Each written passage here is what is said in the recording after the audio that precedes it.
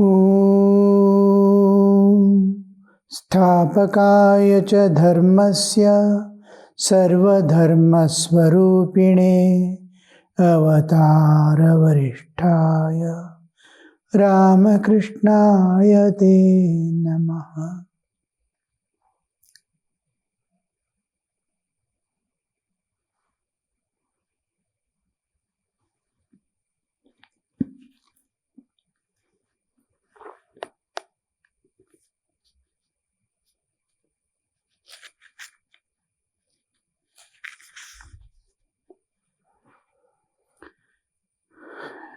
At the Star Theatre, 2th chapter is going on. Yam is reading a book.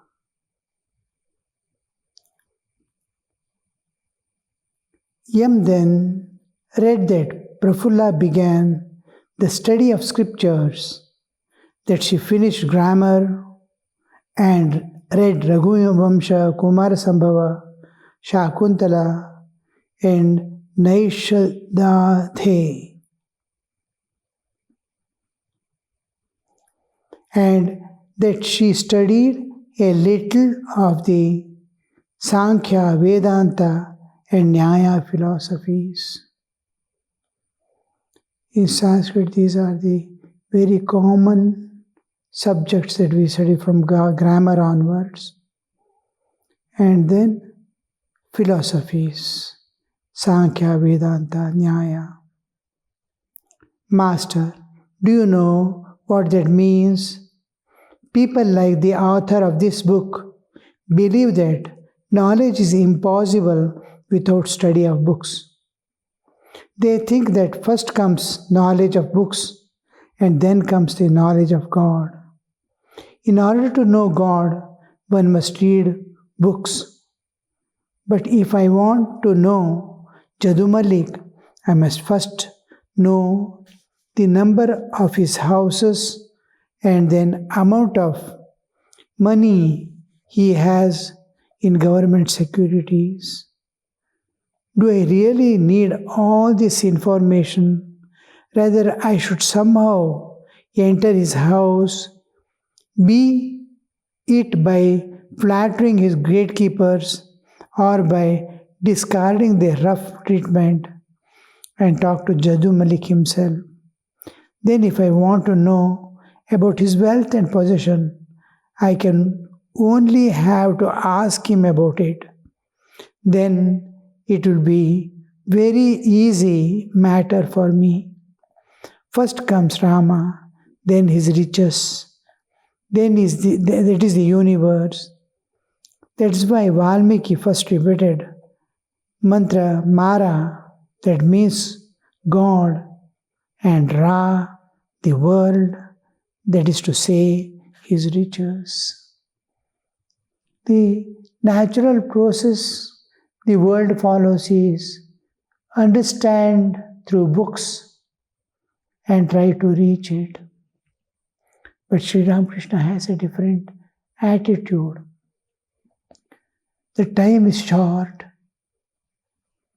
life is short, and the books, infinite material. Vivekananda says in one place, entering into these details, Chitta Brahmana Karanam, Shabda Jala, we are put into a network of words and such matter that goes on explaining, and you will not understand, you cannot come to the exact understanding what he wants to tell. Now just take Vedanta. How many books are there? How many lectures are there? How many things are there? Shankaracharya says, in simple, half a shloka he explains whole the Vedanta. Shlokardhena pravakshami yaduktam granta kotibhihi brahma satyam jagan mitya jivo brahmaiva napara. Whole Vedanta millions of books, what they convey you, I will tell you in half a shloka, half a verse. Brahman is, God is real, and world is an illusory visuality only, and the Jiva is Brahman himself. Brahma Satyam Jagan Mithya. Mithya means it appears but no reality, just like dream. Like that, because everything is passing, nothing is real. Every day we are seeing our childhood is gone, our boyhood has gone, school days have gone. It's gone, never to be seen again. It is just passing.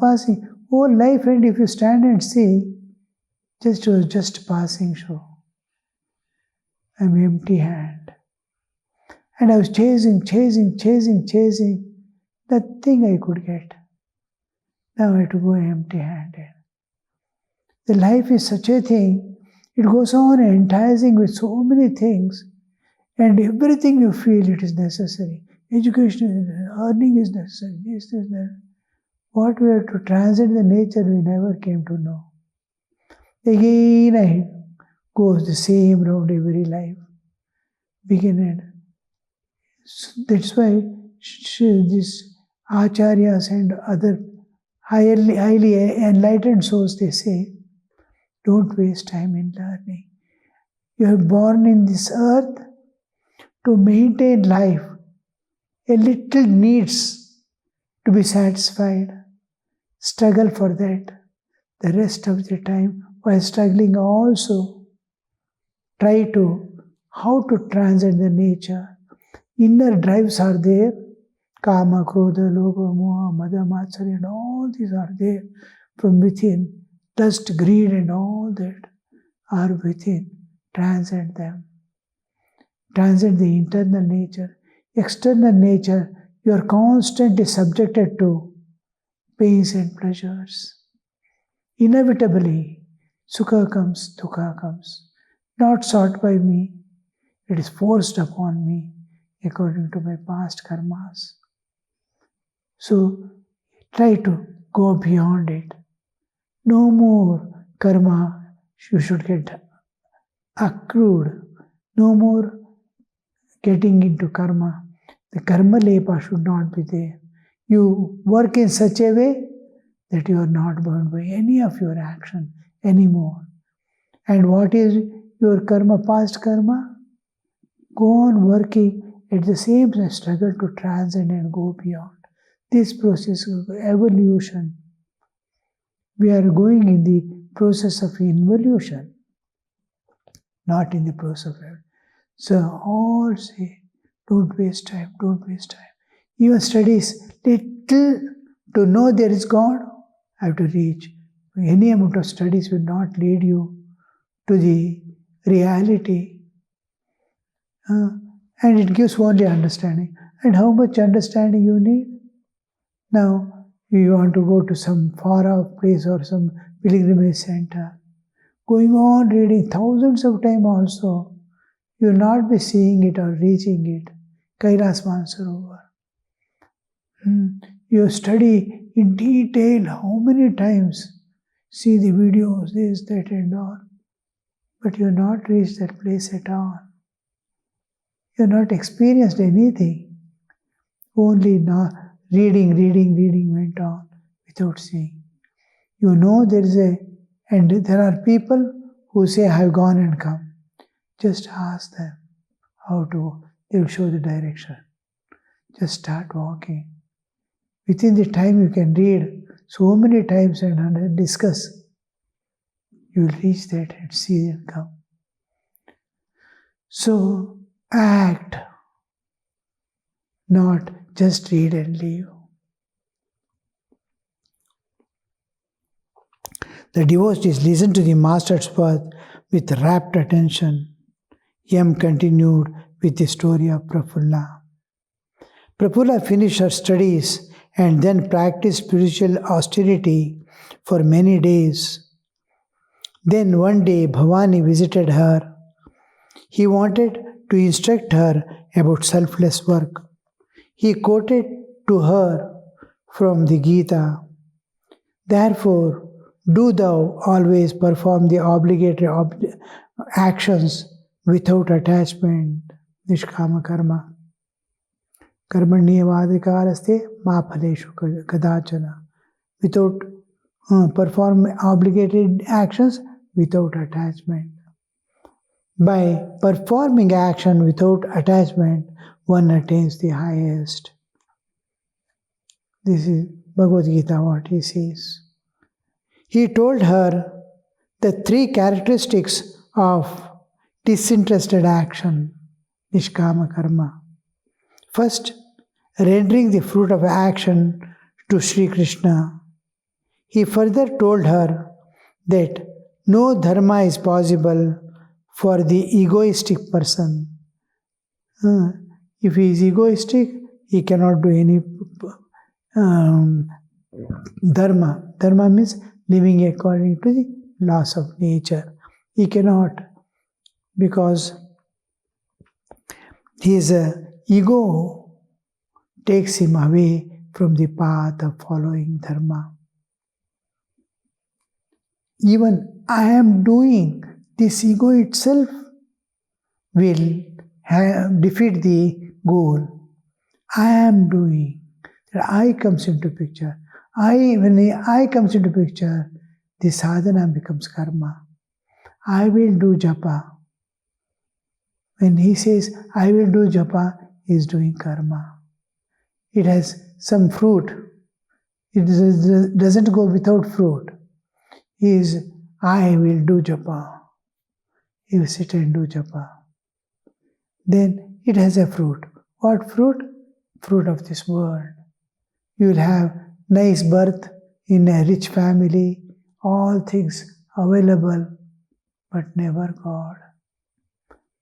He has done so much of japa but if he does japa without ego, Lord, I don't have capacity to do, I cannot concentrate, I cannot dedicate my mind totally to forget this world and my own bodily existence in thought of you, in repeating the mantra.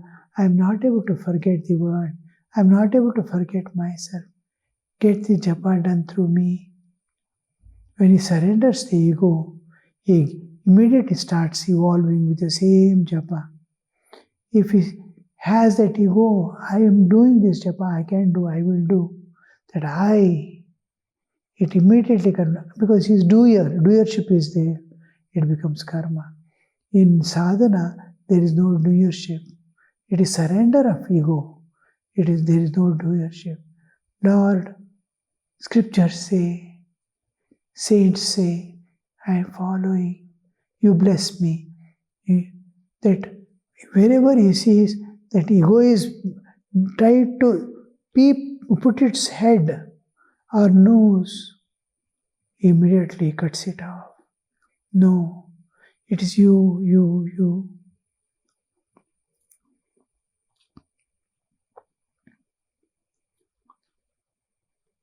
First, control of sense organs. Second, absence of egotism. And third, rendering the fruit of action to Krishna. He told three characteristics regarding the disinterested action. Nishkama karma. What does the 3 points that it is making it possible is first,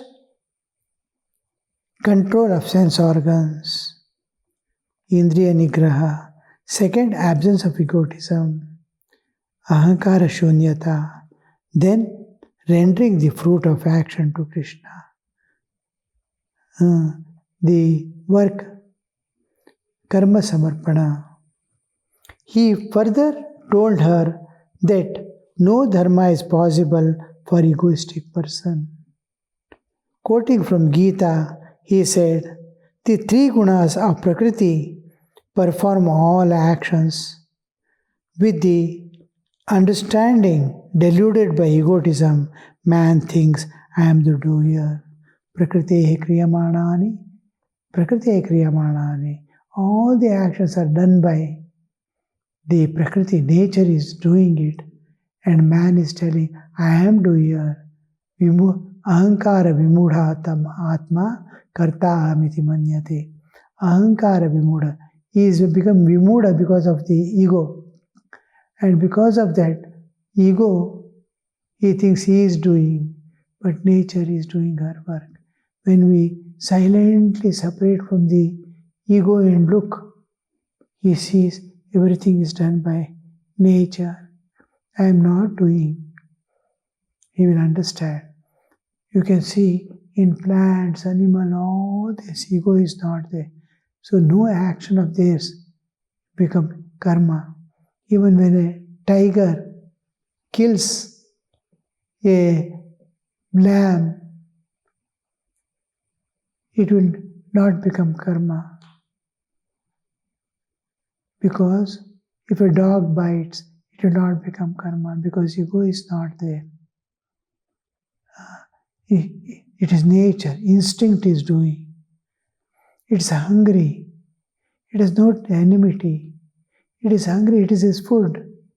Just like man goes and plucks a fruit. The animals pluck the fruits and eat. Like that, tiger is eating its food. And it doesn't have ego. It wants to fill its stomach. And it is nature. His nature is to, just like monkeys will not kill another animal and eat, but it eats fruits. It is its nature. Tiger will eat a lamb or a deer. It is its nature. So nature is doing. So it will not be. There is no thinking at all. Am I doing right or wrong? Whether nature is doing or myself, nothing, because ego is not there. So it will not become karma.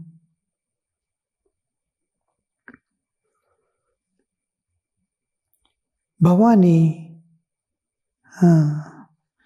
he further told, no dharma is possible for an egoistic person. Quoting from Gita, he said, the three gunas of Prakriti perform all actions. Kaya, Vacha, Manasa, whatever a person does, Kaya with body, by speech and by mind. Whatever he does, everything is, nature is doing. With the understanding deluded by ego, man thinks I am doer. Ahankara vimudhatma kartahamiti manyate. Bhavani next spoke to her about surrendering the fruit of action to Sri Krishna. Whatever you do, all the saints have been telling us, even our elders, whatever you do offer it to God. And whenever you are doing, think of God. Anything you are doing, sweeping, this, that, everything, as soon as it's over, just offer it to God. You are talking to someone, making fun with children, as soon as it's over, Lord, this is for you. The children had come, and I spoke to them. Everything, whatever you do, go on offering, and don't forget God. Try to think of God, now and then, now and then. Then till it becomes continuous, unbroken thought of divine.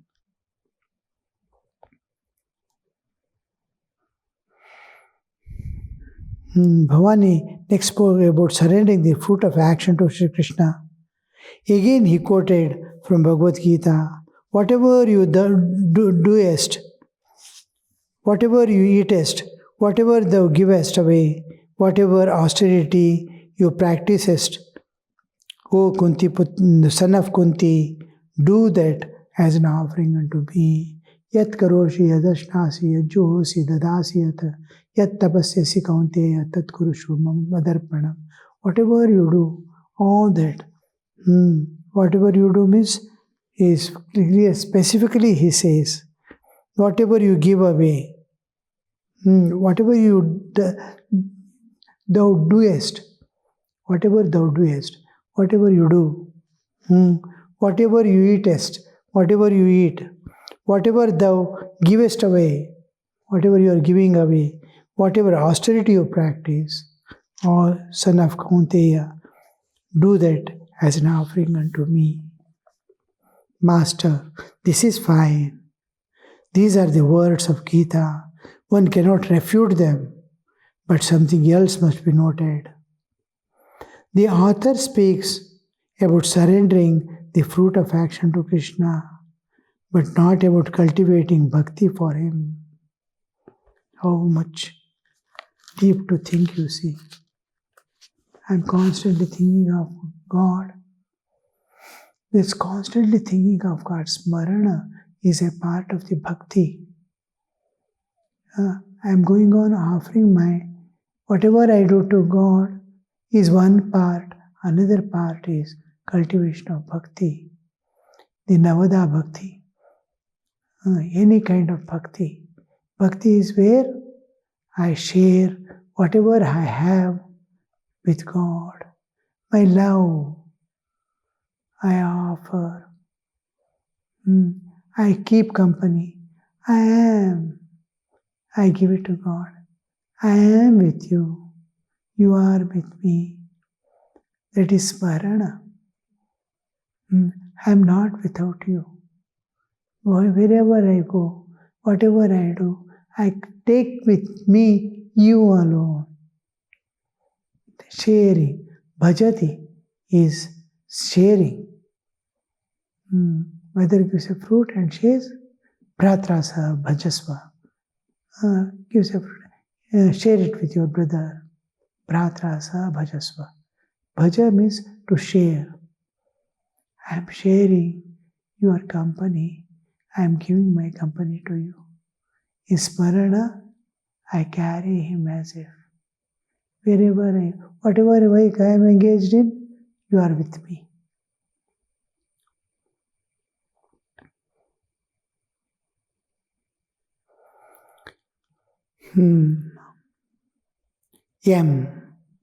No, that is not especially mentioned here. Next, Prafulla and Bhavani talked about the use of money. Prafulla said that she offered all her wealth to Krishna. Read from the book again. Prafulla, like my actions. Here is continuing about bhakti. No, that is not especially mentioned here.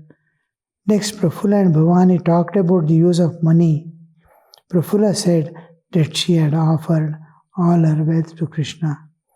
Read from books again. This is telling, now he is reading from book. Prafulla, like my actions, I offer my wealth to Sri Krishna. Bhavani, all? Prafulla, yes, all. Bhavani, in that case, you won't be able to perform action in detached spirit. If you have to work to earn your food, you will be attached to that work. Hence, there are two alternatives before you. Either you will have to get your food by begging, or you will have to live on your money. Even a beggar becomes attached to the alms he receives. Therefore, you must use your own money to maintain your body. To the master, smiling. This is the nature of calculating mind. Master, yes, that is the nature of calculating mind. That is the way the worldly man thinks. But he who seeks God plunges headlong. He does not calculate about how much or how little he needs for the protection of his body. What types of devotees were there, and what types of higher and higher. The love as it manifests, the seekings totally drop away. And the attention doesn't go Who is feeding me? From where it comes? What is happening? Nothing you will worry. It happens. All jivas, so innumerable lives. You can see Bettadhatudiyalli. At the top of the mountain, there is a tree who is watering it. Small insects here and there. Who is feeding them? Oh, why should I worry? The one who has given this birth, one who has given this body, will take care of that. I have to go beyond all this. Even that he doesn't calculate. He starts walking, he is busy with thought of God, how to get, where to get, what to do, how to love. He is dipped in that. He doesn't know, but nature takes care. When a person cannot take care of himself in thought of God, nature takes care.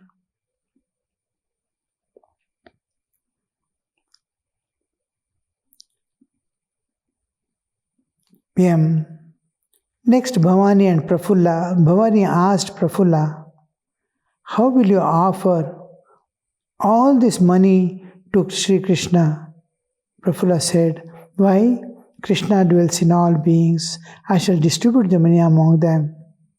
Bhavani answered, good, good.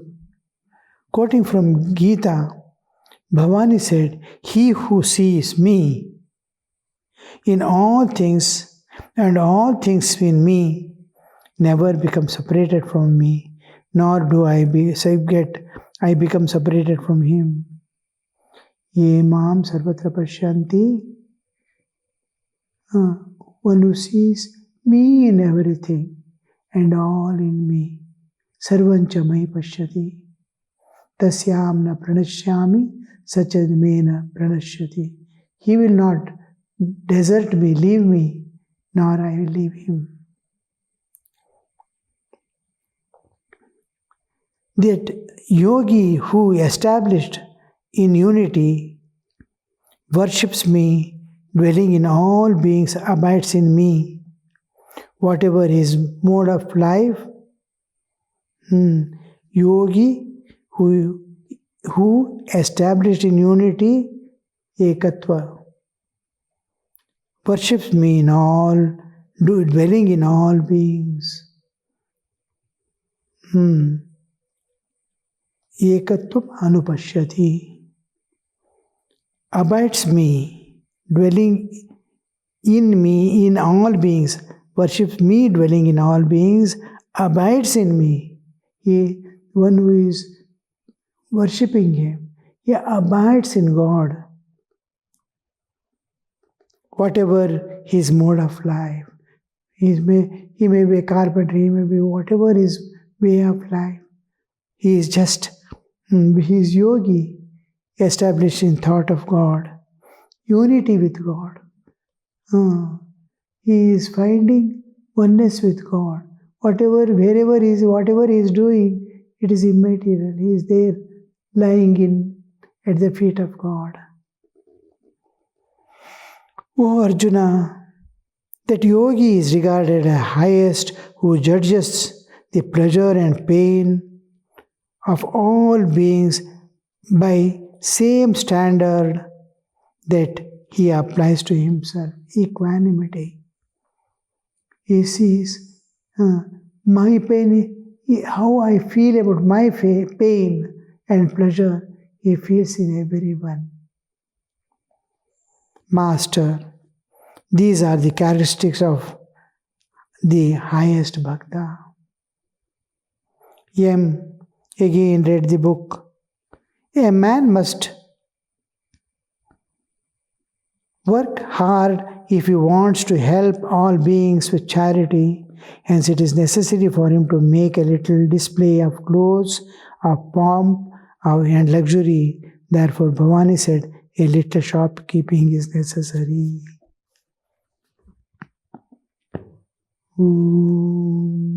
Shanti, Shanti, Shanti. Harihi Om Tat Sat. Shri Ramakrishna Arpanamastu.